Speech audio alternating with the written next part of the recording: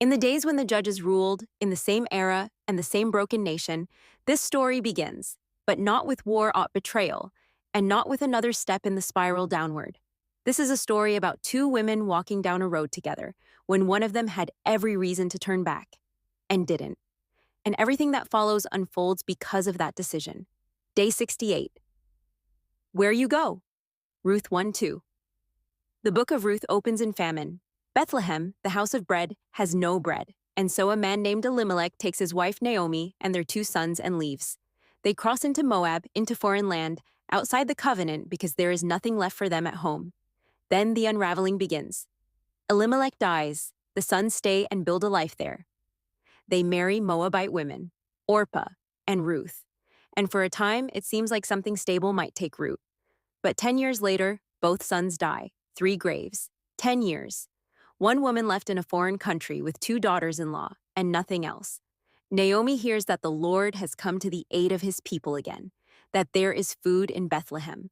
So she begins the journey back. Both women walk with her. They don't have to.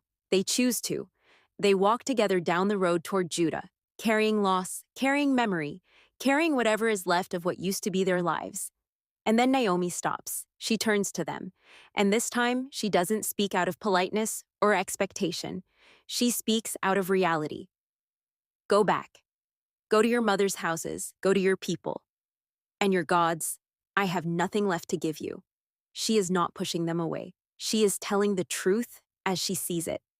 They begin to cry, openly, loudly, right there on the road. Orpah leans in, kisses her goodbye, and turns back. It is the reasonable decision. The life she understands is behind her, and she returns to it. Ruth doesn't move. Naomi urges her again. Your sister-in-law is going back. You should go too. And Ruth answers, not quickly, not emotionally, but with a clarity that closes every door behind her. Don't urge me to leave you or turn back from you. Where you go, I will go. Where you stay, I will stay. Your people will be my people, and your God, my God. Where you die, I will die, and there I will be buried. This is not sentiment. It is a decision she cannot undo. When Naomi sees that she is determined, she stops urging her. And the two of them continue on together. When they arrive in Bethlehem, the whole town is stirred. People recognize her, or think they do. Is this Naomi? And she answers them directly. Don't call me Naomi, she says. Call me Mara, bitter, because the Almighty has made my life very bitter. I went away full, and the Lord has brought me back empty. That is her conclusion. That is how she understands the last 10 years.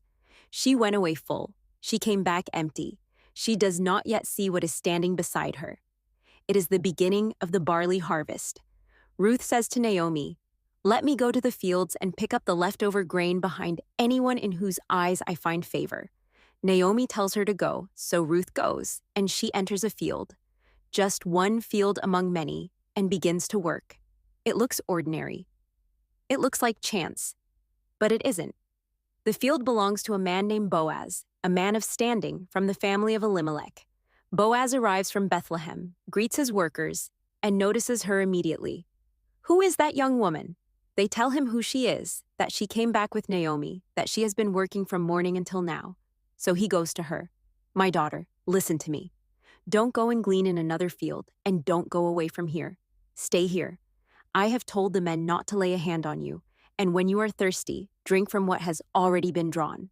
Before she asks for safety, she is given it. Before she asks for provision, it is already there. Ruth bows with her face to the ground. Why have I found such favor in your eyes, that you notice me, a foreigner? Boaz answers her with something deeper than kindness.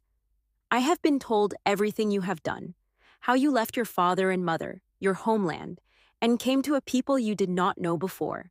May the Lord repay you for what you have done. May you be richly rewarded by the Lord, the God of Israel, under whose wings you have come to take refuge. Under his wings, Rahab reached for that refuge from a window. Ruth walked into it by choosing a road she could not reverse.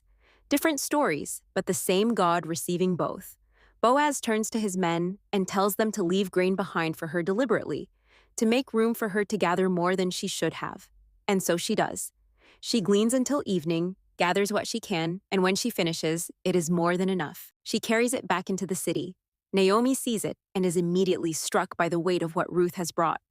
"Where did you glean today? Blessed be the man who noticed you." Ruth tells her the name. "The man I worked with today is Boaz." Naomi looks at her, and her tone changes. "The Lord bless him. He has not stopped showing kindness to the living and to the dead. That man is our close relative. He is one of our redeemers." A redeemer, someone close enough to step in, with both the right and the responsibility to restore what has been lost. Ruth has walked into the field of the one man in Bethlehem who has the ability to change everything. She didn't know. Naomi didn't know. Even Boaz does not yet see what is unfolding around him, but God is already moving. A woman came back to Bethlehem, calling herself empty, and she did not yet understand that, step by step, she was already being filled.